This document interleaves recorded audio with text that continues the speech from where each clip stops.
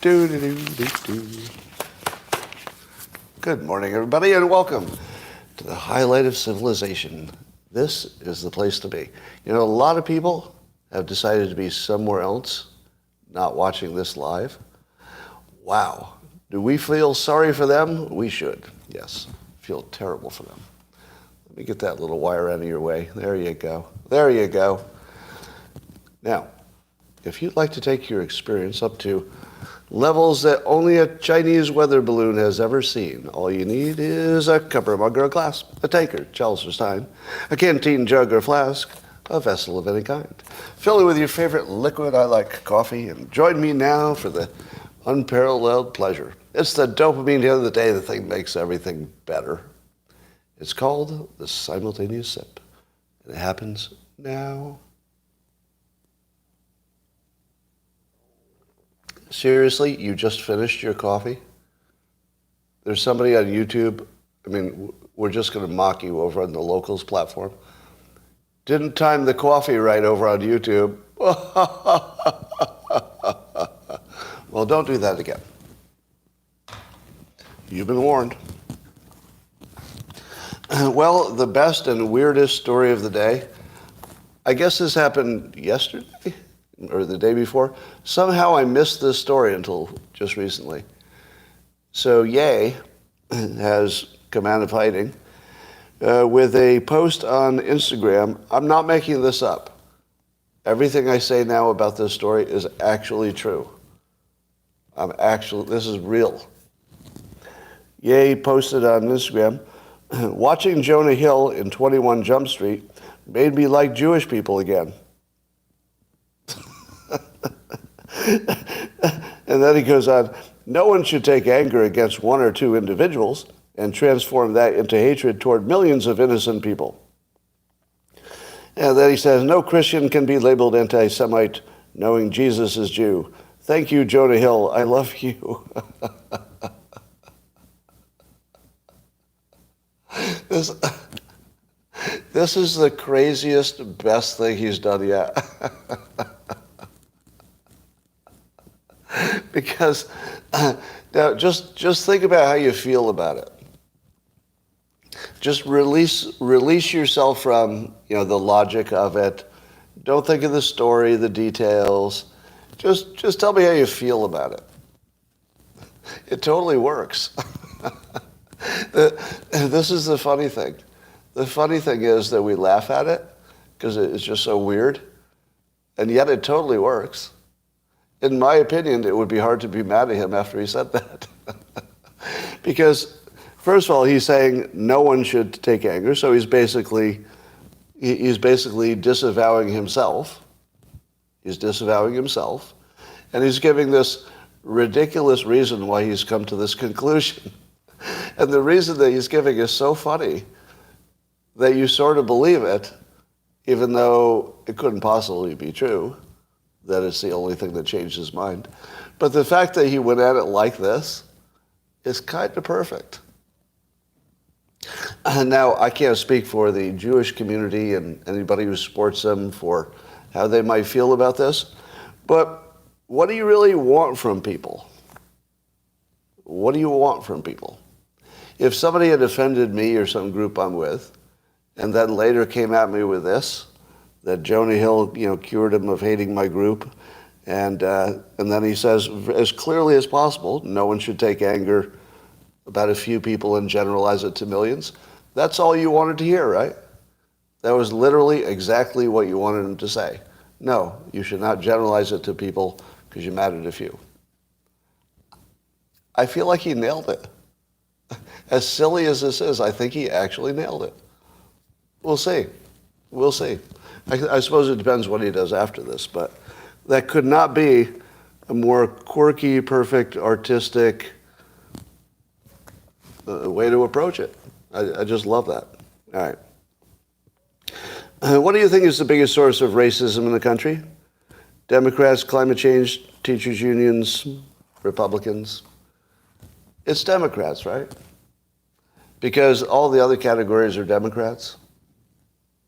Right? The climate change pushers who want to get rid of your cheap energy that minorities would love to use.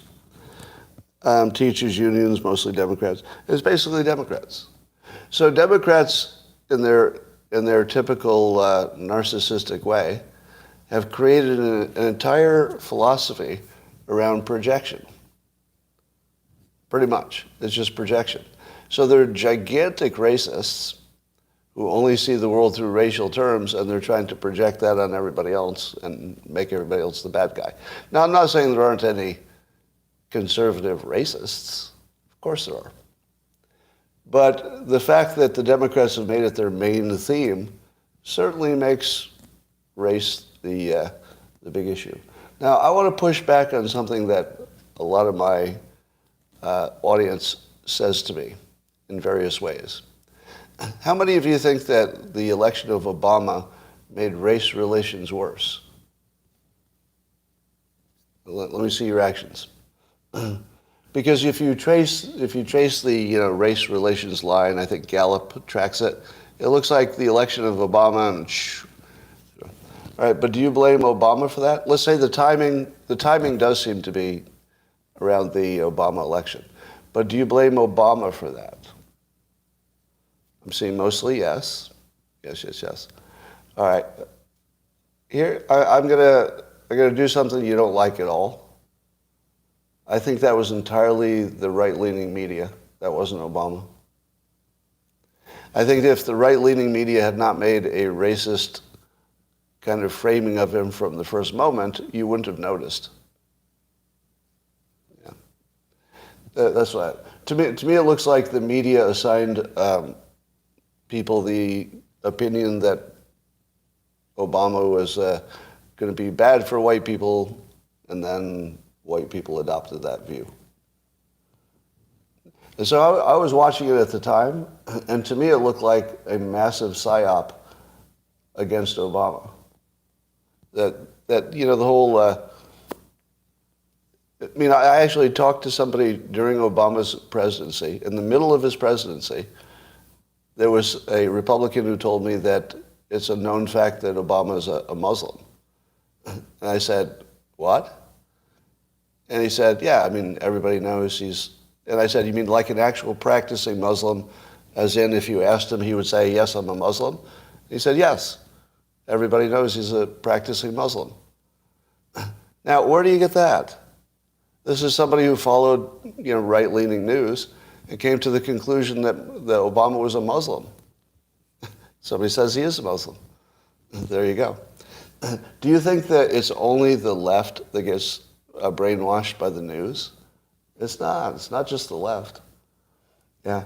To me, I think that Obama was a marker for, he certainly marks the time that race relations started to plummet. But I think that was almost entirely because of the way the news handled it. That's my opinion. Because, I remember going through that period and thinking, oh my God, it's just every day something that's vaguely racially related, or race scare, or Obama's going to take away whatever white people like. Yeah. To me, when I tell you that the media assigns our opinions, you don't think I only mean liberals, right? Everybody's opinion is assigned. All of us. I'm even saying it, and I know that my opinions are probably coming from the media. I try as hard as I can to, find some space between the media narratives and what I think. But have you noticed how often I end up snapping into the narrative? Like everybody else. It's almost irresistible to get pulled into, one of the binaries. So I'm sure it's happening to me. I'd be surprised if it's not happening to all of you. But keep that in mind, that you may be getting your opinions more from the media than you think, because that's how it works. But let's talk about the race absurdity. So we've clearly gotten to the point of race relations absurdity, because the race grifters have been running the show for a while. The race grifters are anybody who makes money complaining about race, basically. And here's the newest one. CNN has an article about digital blackface. So there's a complaint that white people have been using memes in which a black American is saying something that's witty or funny or something, and it fits the story. So a bunch of white people keep using these memes of black people. Now, white people also use memes of white people. I don't know if you knew that, but memes actually have lots of different representation. But apparently, if you're a white person and you use one that has a black person in it, and I'm not saying these are insulting, they just are memes. Memes always make people look silly, but it's not about race. And here, let me explain why this is digital blackface. According to a CNN opinion piece, digital blackface involves white people play acting at being black. What? If you send a meme around, are you play acting at being black? I was not aware of that rule. I thought that a meme that featured a black American was like every other meme. It was just a meme. That's what I thought. I didn't realize that I was play acting at being black when I did it. This is from some cultural critic. And the cultural critic says, the internet thrives on white people laughing at exaggerated displays of blackness. Don't we also laugh at exaggerated displays of Karens? I've seen as many Karen videos as anything else. I mean, it's more about the people being interesting, not... Anyway. Reflecting a tendency among some to see, quote, black people as walking hyperbole. Is that a problem?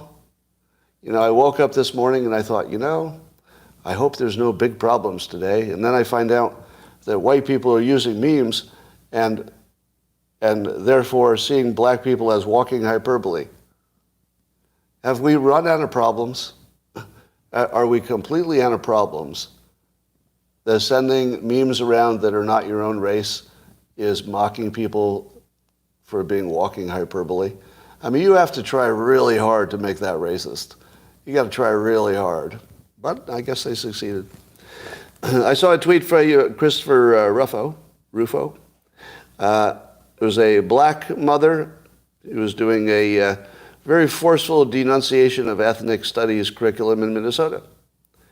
And her complaint was that it was teaching black kids that there are obstacles, racism obstacles. So she was worried that it gave them the idea that they can't succeed because it was telling them there are all these obstacles.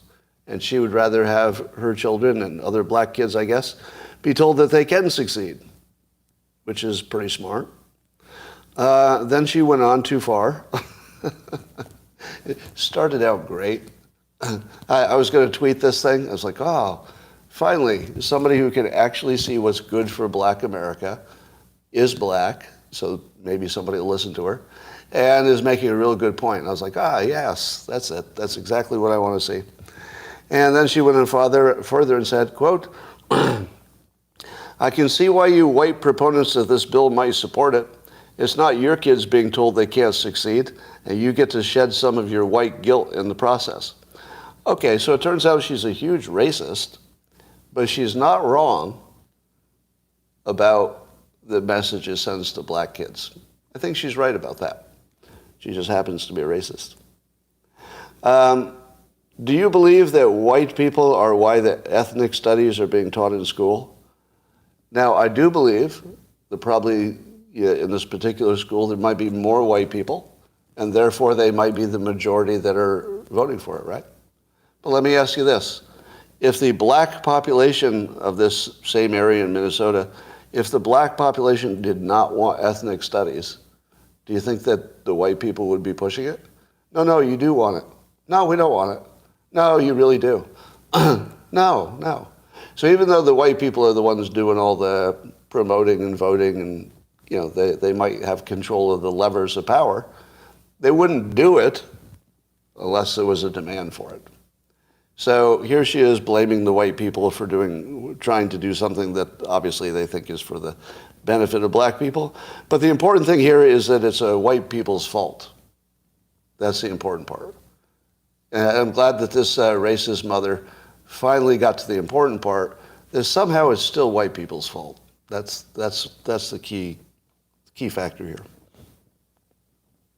Well, speaking on more ridiculous race-related things, the Association of American Medical Colleges had some data on different ethnicities getting into medical school. Now, I had heard for a long time that Asian Americans were being suppressed and discriminated against, and I think there was a lawsuit that they won, and they showed that. But I didn't know how bad it was. Did you have any idea how bad it is? That the best Asian American student has the same chance of getting into medical school as the worst black student? It's the same. What? Now, when I say the worst, these are all people who are within the range of getting into medical school, right? So the worst person who gets into the medical school is going to be smarter than the average person. But there's a huge difference. Now, as someone tweeted, it feels like they're trying to make you a racist. I mean, let's be honest here. If you knew that one group of people was getting in with lower qualifications than the other, on average, averages do not apply to any individual, but do you interview your doctor? Do you say, well, this is just a first interview. If things don't go well, I'm going to talk to a few other doctors. Some of you do. But would you actually know how to judge your doctor's qualifications based on one conversation? Because if they have a degree from the same school, what do you know about them? Nothing. You don't know anything about them. How many of you think that it would be, let's say, morally suspect, but wise to discriminate in choosing a doctor? How many think it would be to your best interest, although we don't like to discriminate? I'm not recommending it. How many think it would be to your best interest to discriminate wildly in choosing a doctor, given this data? Yeah, it's mostly yeses, of course. Now, nobody can recommend discrimination, but I would give you this following guide. If it's something about, let's say, hiring and firing, you should really judge the individual. You really should.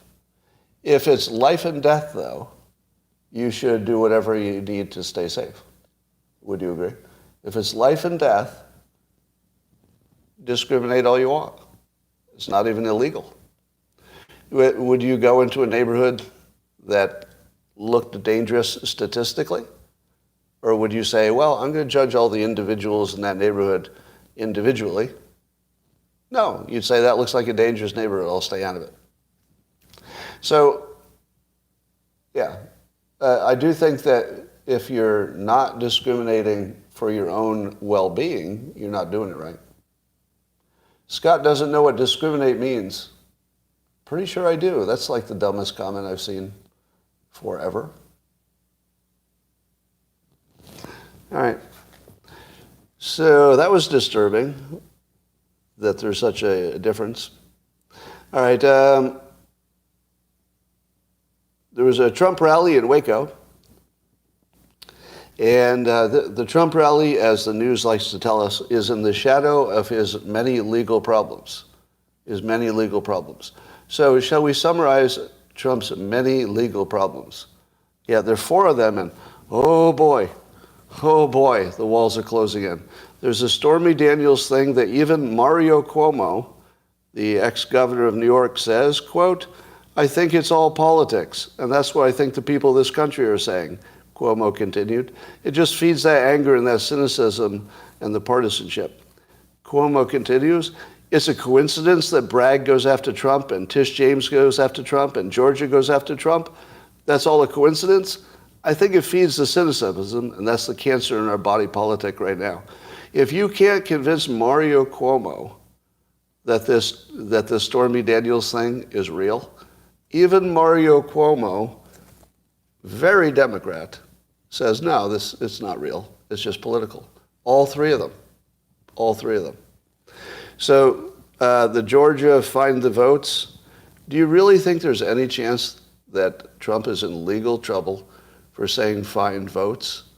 No. You don't have to be Dershowitz to know you couldn't possibly prosecute him for using the words "find votes." The news is trying to say he pressured and he did all these things.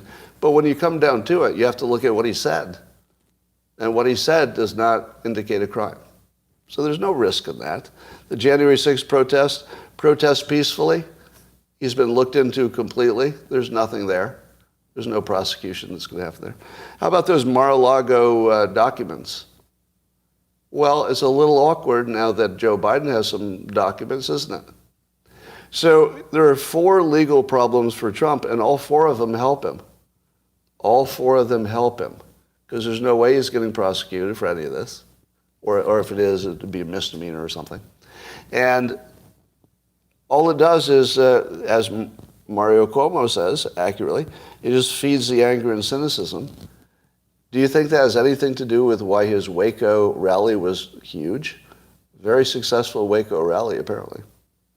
Yeah, I feel like these attacks on Trump are making him stronger at the moment.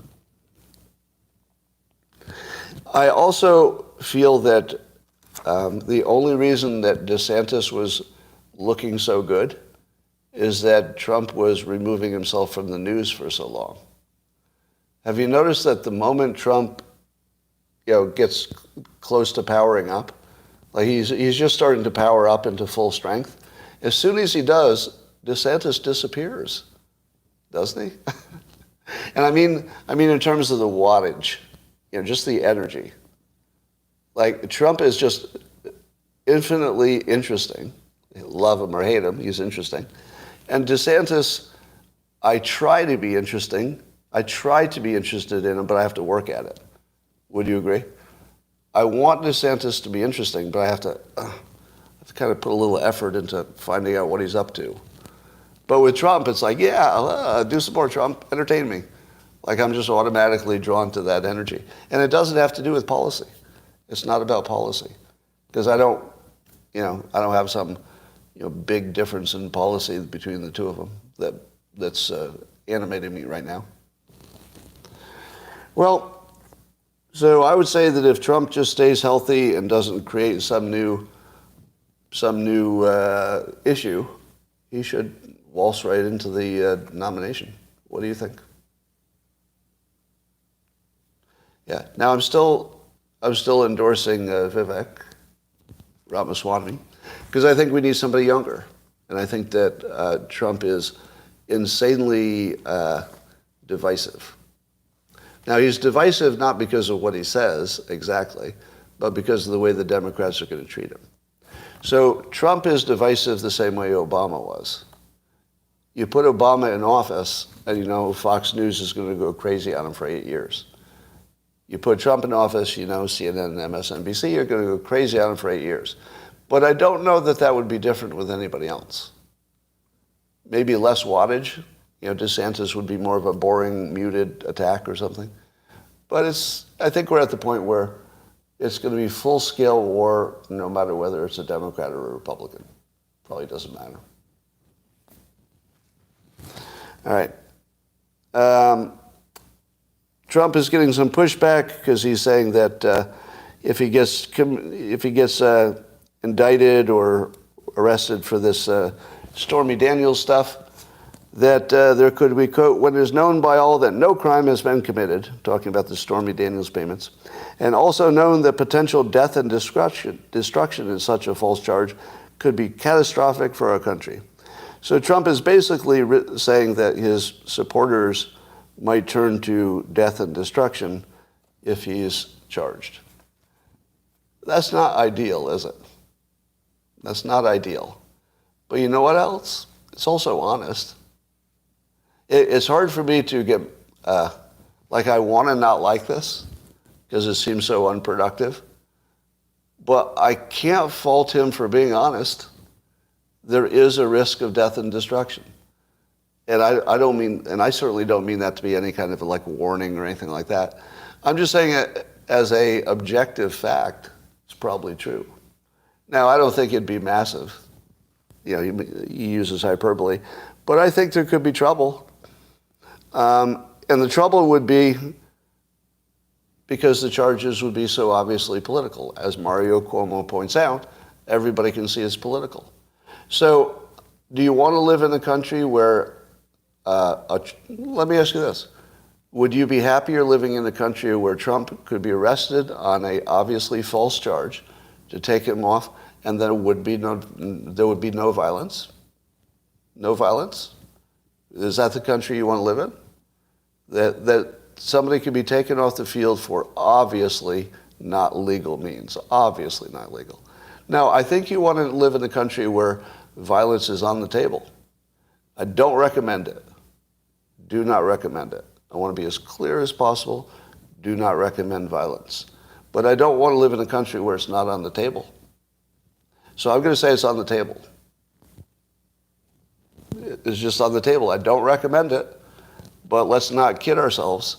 If you take down a president on bogus charges that are obviously bogus, yeah, there could be some violence.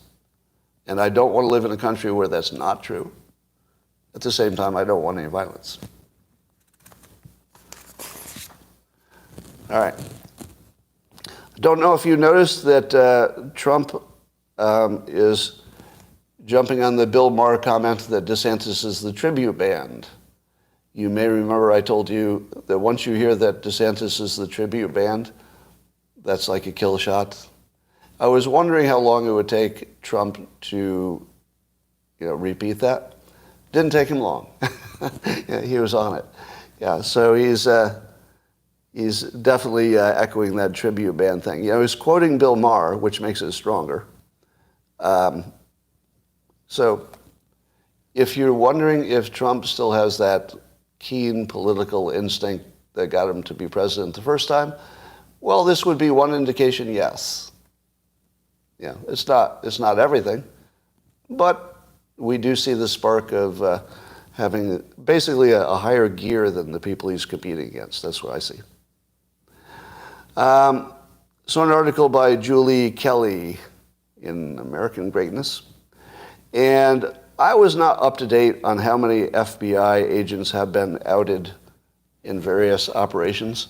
But apparently the Proud Boys' involvement in January 6th, according to this Julie Kelly story, was almost entirely set up by the FBI. So here's what we know. The leader of the Proud Boys was not there on January 6th, right? The leader wasn't there, which tells me it wasn't coming from leadership. It was coming from somewhere else. Now we know that apparently there was a map, I think a map found with the Proud Boys that would show sort of an angle of attack for the Capitol. And if you thought that the Proud Boys had a map for an insurrection and how to get to the vulnerable parts of the Capitol, did you know that that came from the FBI? That was an FBI map. The FBI was giving it to the Proud Boys. Like, that's in the news. I mean, I think it's true. I don't trust the news anymore, but I think it's true.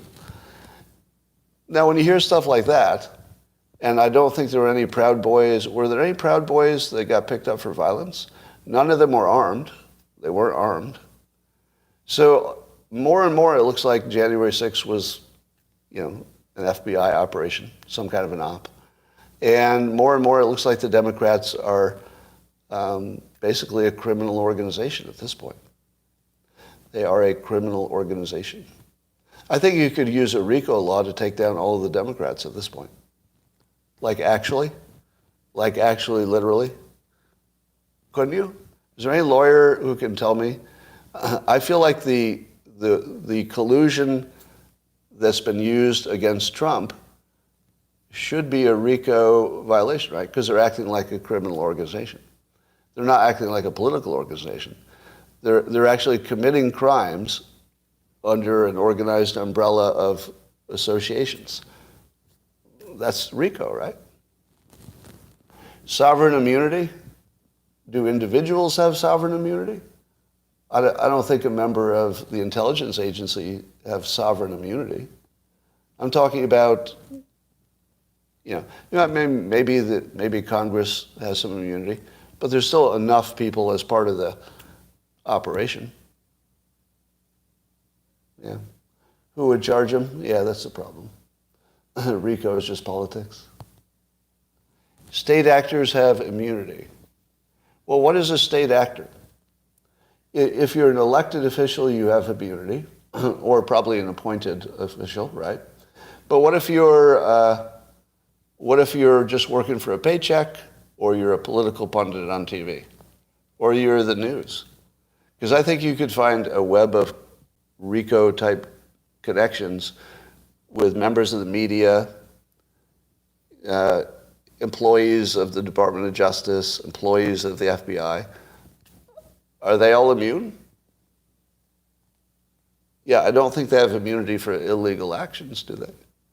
They probably have only immunity for civil suits. Would that be true? Because, yeah, if you do a criminal thing, it doesn't matter if you're elected. That's the whole point of the stuff against Trump. Right? They're immune from, they're not immune from criminal law. Okay. Well, in my opinion, it's gone to the level where it looks like just a criminal organization. That's not hyperbole. I don't intend that to be hyperbole. I think the Democrats have actually reached the level, collectively, that it looks like a RICO case to me.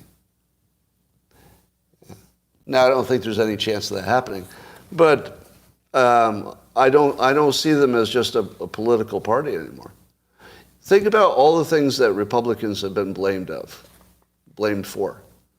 Mostly, they're blamed for crimes that didn't happen. Obviously, there are lots of lower-level officials of all types who get convicted for everything. So I'm not talking about the state official. You heard about that one time. But in national politics, it seems to me the Republicans have not committed any major crimes. I guess you'd count, people like Michael Cohen or something, but are they political? I guess they are, sort of. Yeah. To me, it looks like one is a criminal organization, the other's not. All right. AOC came out against banning TikTok. Would you like to know the reasons that she gave for wanting to not ban TikTok? All right. Here's AOC. She looked into it, and the reasons she gave are, I'll just summarize them. I don't understand anything about the topic. That's my summarization of her reasons. Her reasons showed she didn't understand the topic at all. She actually ignored the influence part of it, where China can just decide how to influence us by tweaking that. Acted like that didn't exist.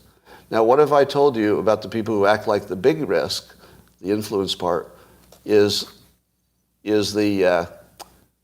doesn't exist, and they act like the data security part is real, and then they take it to the next level of obviously either lying or bought off, which is they say, well, other American companies have, data problems.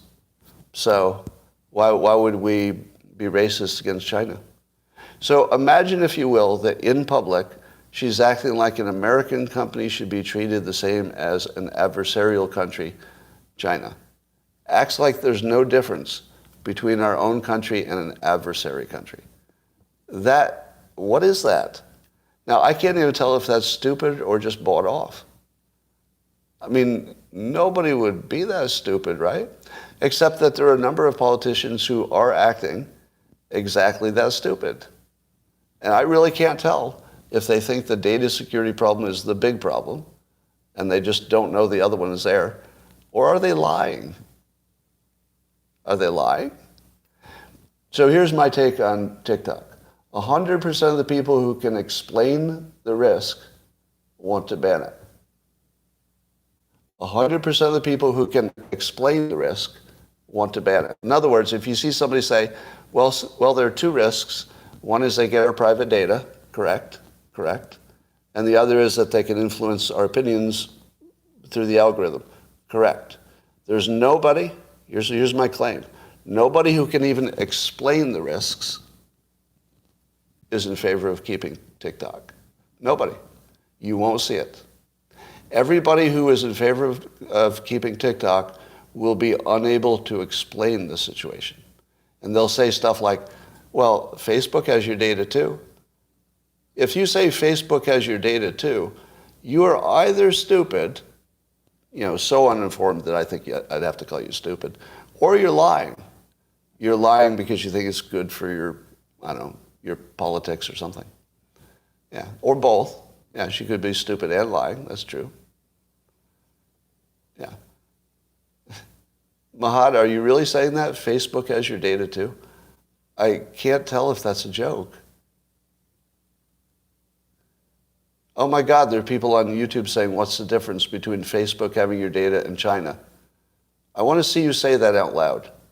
Say in the comments, I want to see how stupid you are.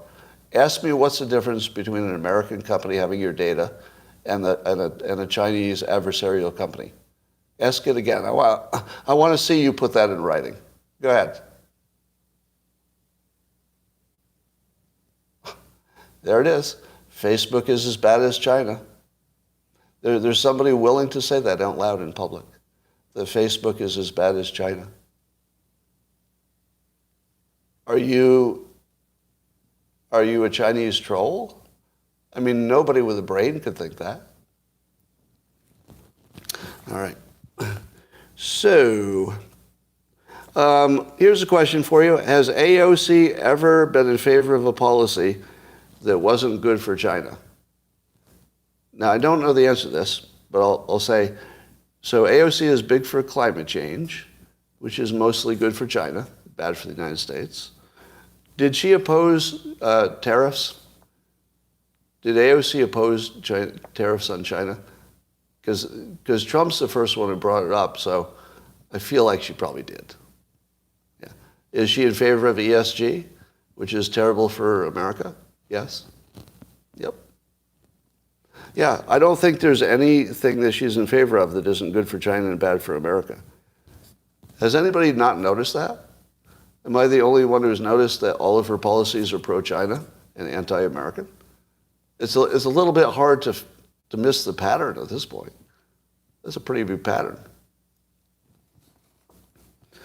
Well, Professor Scott Galloway was on Real Time with Bill Maher, and TikTok came up, and I like to call Scott Galloway one of the better Scots. I keep track of all the people named Scott, you know, in case one's a murderer. You know, was it Scott Peterson? Was it Scott Peterson who killed his wife? That's a bad Scot. So you have some bad Scots, and you got some good ones. So Scott Galloway, he's at least in the top 5 of Scots. He might even be in the top 3. He's an excellent Scot. He does a very good Scot, and I'm happy to have him on board. But when he was asked about TikTok, he accurately described the risk. He accurately said, would you want something jacked into your brain where your adversary could push a button and change your opinion? Because that's what you have. That's what TikTok is. I mean, it's effectively jacked into your brain, and China can push one button and change your opinion. They can do that. Now, the way he put it was even better than I put it, which is they can make sure that every day their app makes Americans feel a little bit shittier about their life. What's that do to your country? Every day you feel a little bit shittier about yourself and your country. Yeah, that's what it's doing right now. Now, given that Scott Galloway, one of the better Scots, could accurately describe the risk, what side do you think he was on? Well, I think I broadcast that. Everybody who can accurately describe the risk is on the same side. Everybody. Everybody who's either lying to you about the risk or leaving it out, they could be on the other side. It's that simple. And you could actually do this test. I'd love to see somebody like a Matt Gaetz or Thomas Massey do this if they have some kind of thing. Say, you know, I've discovered that anybody who can describe the risk is against it. Can you describe the risk in your own words? Can you describe the risk? And then when they fail to do it, say, are you not aware of the biggest risk? All right, did you actually come prepared for this hearing? You're all prepared, and you're here, and you don't know the biggest risk of TikTok? That it's the persuasion, not the data? How in the world could you come here and not know the biggest risk? I'd love to see that. All right. As you know, AI is going to change everything. You know that all of your apps are going to be obsolete in about a year, right? Dating apps might be an exception, because you need an audience of people on both sides. It's not just the app. You need the audience. But your phone is just going to be you telling it what you want. It doesn't. I don't even think it needs software. It just needs to connect. I mean, except minimal software to connect to AI. Because, correct me if I'm wrong, if I had AI on my phone, and let's say it was a phone designed around the AI interface, so I could either type in a message or I could say it. But if I wanted to make a spreadsheet, and the only software I had was AI, don't you think I could already say to it, all right, create a spreadsheet, and I'm going to start putting some numbers into it. All right, put 200 into the top of that column. You don't think you could just talk to it and it would form a spreadsheet without ever having any spreadsheet software natively in it? I think it would. It would just have to look at what a spreadsheet is and then just make it itself on the fly. Yeah. So, and suppose you wanted to send somebody a message. The old way is you're typing your message and you've got typos and bad grammar and all that. The new way is going to be, hey AI, send an email to Bob, tell him I'm sorry I missed the meeting. And then AI would make up a more polite version of sorry I missed the meeting. And you would never even look at it. You just say, go send it. All right. So here's why I mention that. It's not because the future is fun. It's that every one of your tech companies is obsolete. Did you see that coming? It might be the most existential problem in the country right now, meaning the one that could kill you the fastest, is that 100% of the economy that depends on having all these different apps and softwares, it might all be obsolete in a year. All of it. It could be that only hardware is what we sell after a year from now, because software is just AI, and AI will do everything. So you don't need other software. Here's how I want to post to Twitter.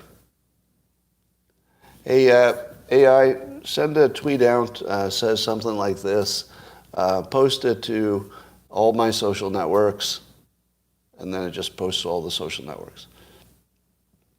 I never have to put in a password. Imagine not having to use passwords, because the AI knows who you are. Because I don't think the AI would ever be surprised. The AI is listening to your voice. It might be looking at your face. It knows the patterns that you type. Your AI would know if you were a fake right away. So does it ever need any kind of credentials? Do you ever have to put in a password? My bank already uses my voice, but I guess that's going to be dicey because you can fake voices now. You just use your face for your password, yeah. So I think it's no passwords, just faces, biometrics, and no apps, just AI. Yeah, we can't even imagine what this is going to be. When the experts say you can't imagine what's going to happen like really soon, you really, really can't imagine it. It's literally beyond imagination. And I don't think we've ever been here before.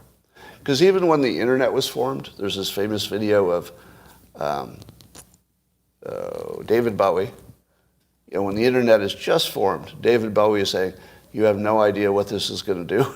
It's going to connect everything, and everything will be different. So David Bowie could see it 20 years before it happened. But I think everybody could see that with the internet.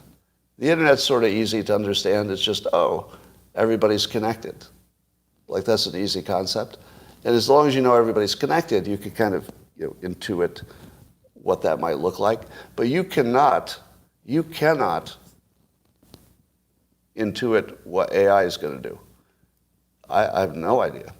And when you combine AI with robots, and when you combine AI with virtual reality, imagine entering a virtual reality world, so it looks real, and the people that you meet there are fully sentient, and all of your conversations feel like real people who remember you. Imagine having a real friend in the virtual world that has no human connection. They're just AI. But they get to know you intimately, and over time they're more and more personal, and they say more and more of the things you like to hear, fewer of the things you don't like to hear. and you just fall in love. That's 100% going to happen. 100%. Guarantee it. All right. Do you keep seeing these horrible videos of people in the Congo and various parts of Africa mining for these rare earth minerals? And it's just this big dirty pit with people who are covered head to toe with, the whatever the dirt is that they're digging through. And I saw one yesterday. There was a cobalt mine, yeah. And some people were being dug out. That there's been a collapse, but they got them out, and everybody's cheering and stuff. I had two takes on that video. Number one, I looked at it and it looked like the saddest, worst, criminally dangerous situation I've ever seen in my life. And then I heard the people cheering all happily and laughing when they got their coworkers out from under a collapse. And I thought to myself, have you ever studied the theory of happiness? And that people have this baseline happiness that even if you have an amputation, a month later you go back to your baseline of happiness. I wonder if the people there were substantially less happy than somebody who was just, let's say, low income living somewhere else. I don't know. 'Cause there's something about this story that isn't tracking with me, which is, why would so many people do it if it were not their best option? I mean, isn't their other option worse? You're saying they're doing it for the pay because there's nothing else that would get pay. Well, that's my point. If the other option is you don't get money, then they think it's their best option, even if it's unhealthy.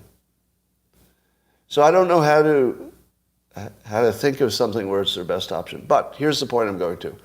Everything that they're doing, did you ever see like a video of all the, it's like just thousands of people like milling around in this big dirty hole? Have you ever just tracked any one of them? Just look at one of them. They're not doing anything. Most of them are standing there with a shovel and looking at somebody else. It's like 99 out of 100 of them are doing absolutely nothing. They're just milling around. I don't know why. But is this not the perfect situation for robots? Why are there any humans in those holes in the first place? What is it that the human can do that the robot can't do? Sarah says, in all caps, Scott thought COVID would collapse civilization, LOL. Sarah, you know that never happened, right? Are you having an episode? Sarah, you okay? You should see somebody about that. You have some kind of disease that's making you shout in all caps things which only you remember but never happened. That's something you should look into. Yeah. If you start shouting in all caps a memory of something that didn't happen to the person who knows it didn't happen, there's something wrong. You need to seek help. So go take care of that right away. All right. Well, anyway, I think we could mine rare earth minerals if we used machines to do it. I think if we use machines, we could do it even in the U.S. safely, I think. All right. Were you expecting, when the Ukraine war kicked off, weren't you expecting the Russians to use their advanced cyber capabilities to take down all the networks in Ukraine? And then it sort of didn't happen. They had a few easy wins that apparently were not lasting. And here's the takeaway from this. Turns out it's really hard to conduct a cyber attack. That's the takeaway. Oh, well, it turns out it's really hard. So Russia tried as much as they could, but, well, it turns out it's hard. Couldn't pull it off. Did we miscalculate everything about Russia? Did Russia actually have a paper military and a paper cyber ability? Because you know what else we overestimated? Do you remember when we said Russia interfered with the 2016 elections? And then we looked into their valuable memes from their troll farm. And they spent $100,000 on some memes that weren't even all in the same direction. Some of them were like pro-Hillary, some were pro-Trump. And then you saw the quality of the memes that looked like they were made by high school kids with no persuasive anything. So we know Russia can't do memes. They can't influence an election, even if they tried. They can't do cyber attacks too well. And their military is kind of lame. So maybe we're wrong about everything. You ever think about it? Maybe just everything's wrong. And we're no closer to nuclear war. Yeah. Now, in my opinion, we're not closer to nuclear war. Not even a little bit. Because nobody wants it. The minimum requirement for a nuclear war is that somebody wants it. And we have exactly 0 people who want it or are crazy. There's nobody. Nobody. And as the Wall Street Journal in an opinion piece said today, I think that's what it was, Putin does have an escape. He has an escape route. If he had no escape route, that'd be different. But he actually can just say, oh, we got what we wanted. We kept Crimea and we maybe kept them from entering NATO or something. So he could definitely negotiate from this point and get something he didn't mind keeping, as long as NATO stayed out of Ukraine. So, yeah, he could just negotiate anytime he wants. Now, there's one theory that I'm not going to endorse, but the idea is that Russia would run out of fighters before Ukraine. Now, the argument goes that even though Russia has more people and would be willing to throw more fodder at it forever, that the Ukrainians are never going to quit because it's their homeland. So no matter how few there are left, and no matter how irregular the army, and no matter if they have to turn it into a guerrilla war, the Ukrainians will keep fighting. I don't know. I'm not sure that's true, but that's a current opinion of somebody. Sarah is yelling in all caps again, something that didn't happen. LOL, Scott thinks Ukraine is winning. Really sort of the opposite of what I just said, Sarah. You can't tell what's happening over there. So Sarah, you need medical help. I'm going to hide you on this channel so that you'll be yelling at yourself from now on. But that's just a cry for help. I think you need some medical attention there. All right. So cyber war is hard. Let me ask you if any of you are having this problem. Do you find that it's harder and harder to interact with people who still believe the news is real? Have you had that problem? Every time I talk to somebody who says something, they heard it on the news, and I think, really? You still don't know the news is made up? Because I think people still think that it's only the news from the other side that's made up. No. No, it's all of it. All the news about public figures and politics is made up. Let me say it as clearly as possible. All of the news about public figures and politics is made up. And what I mean by made up is, usually in the early stages, the facts are wrong. The source wasn't real. The thing somebody quoted didn't really happen, right? So in the beginning, stories are just wrong on the facts. But they are always wrong in the context. They're always wrong in the context. Always. There's not a single story. I've never met anybody involved with a story who was willing to say, yeah, they got that story right. Never. It's not even a thing. And when I meet people who think that the news is still sometimes correct, I don't know what to do with it anymore. Because I used to argue, well, if you'd read this source or checked this source, but I know that doesn't make any difference. So here's what I've decided on, and it seems to disarm people. I show empathy for them being victimized by the news. I just say, I'm sorry the news did this to you. And I'm never going to have a conversation with somebody who thinks the news is telling them anything useful. That would be the biggest waste of time. You should start your conversation with this. Do you believe the news is real? If they say yes, or they say, well, if you do your own research or you watch your own things, just walk away. Right? As long as somebody thinks that the news on one side is real and the other side is not real, you can't have a conversation with that person. The minimum requirement for an honest conversation is both sides both sides of the news are presenting narrative, which is not real. It's just a narrative. Yeah. I treat them as somebody who's been victimized by the press. Yeah, as Mark Twain said, if you don't read the newspaper, you're uninformed. If you do read it, you're misinformed. Exactly. I hate when I just recreate what Mark Twain figured out 100 years ago.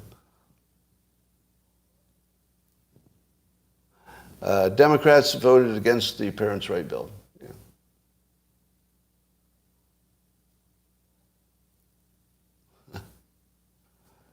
All right. Reframe the reframe.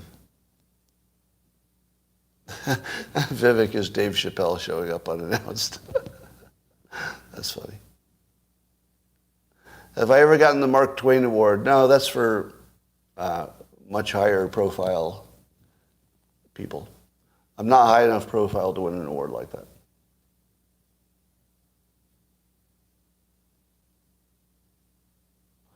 Oscar Wilde says the real news is in a year-old paper. Yeah, 1 to 5 years is how long it takes the news to come out.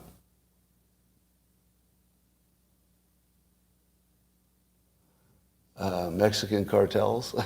I'm not sure that the TikTok CEO brought Mexican cartels with him. Have you ever won a Pulitzer? No, I don't want a Pulitzer. My God. The Pulitzer is a completely discredited award. How many Pulitzers did the New York Times get for the fake news about Russia collusion?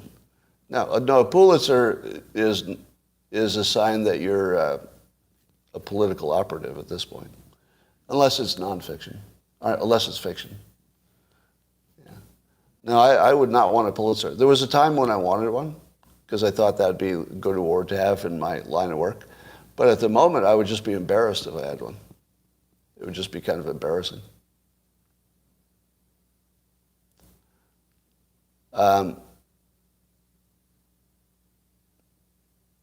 Liberty says, we could not match Russia in a continental war. Are you Russian? You sound like a Russian agent. Because I don't think anybody believes what you just said. You don't think... the Russian forces apparently would last about 25 minutes if they attacked the United States, unless they use nukes. I don't even know if their nukes work. If I ever saw a man who wanted a Pulitzer, it's Scott Adams, says a mind reader. If I don't win, it's not worth winning. The mind readers are out. I'm getting mind read quite a bit. If I can't win, no, you don't win unless you apply. Did you know that? You can't win a Pulitzer unless you submit for it. If I were trying to win, I would be submitting.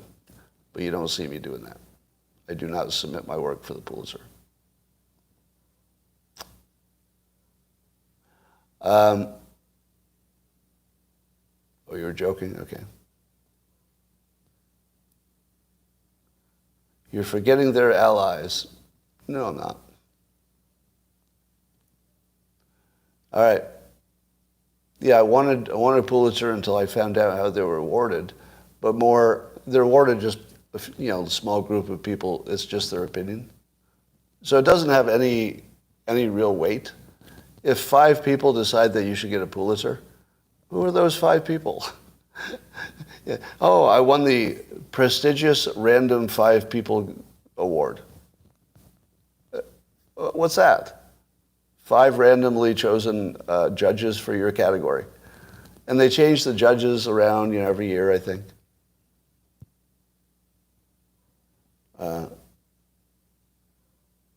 Trump gave out fake news awards. Daily Wire is increasingly sneaky anti-Trump. Scott is not sneaky. Okay.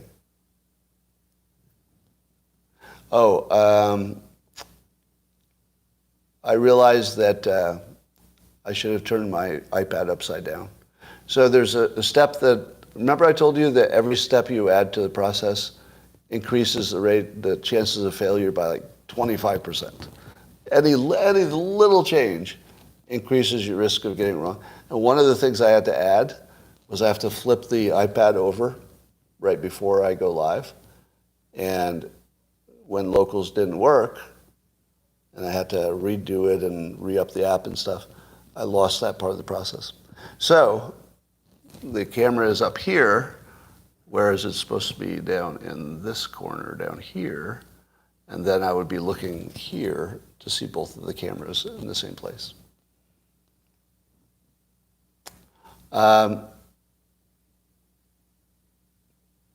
Garden flag yet? I don't know what that is.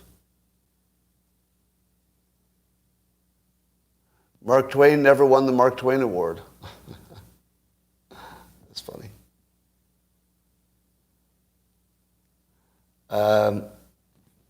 Could you inform your audience about Biden's bringing TikTok back, or at least tell me I'm wrong?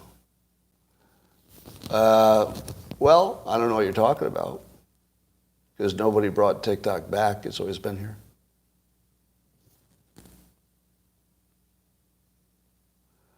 Do you have a clearer view of when Scott is looking at which stream? Can you tell that I'm looking at the locals' comments right now? So this is what my eyes look like when I'm looking at the locals' comments. Yeah. And this is my eyes when I'm looking at the YouTube comments. All right, that's all I got for today. And YouTube, I'm going to say see you later. Thanks for joining. I'll talk to you tomorrow.